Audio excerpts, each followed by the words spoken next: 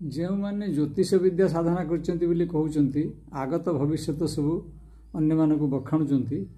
से वास्तव में केते दूर अन्यर कल्याण कर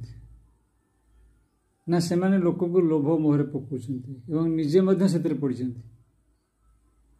कारण से कौन कहते जे भविष्य तुम या घटना घटना एमती कले ये घटना तुम ठीक हो अर्थात लोक मैंने जो मैंने पाखक से निज कर्म द्वारा सुधार दरकार जहाँकि जीवन में वर्तमान घटुची से हूँ अतीत कर्मर फल बर्तमान जहाँ कर्म करेंगे ठीक भाव में फल आग को मिल ये स्वाभाविक कथा किंतु से कौन कर माने निज द्वंद्व पकईकरी किसी अर्थ शोषण कर लोभ मोहर पकाउं जे यहीटा करदे यहाँ होमती पूजा करदे से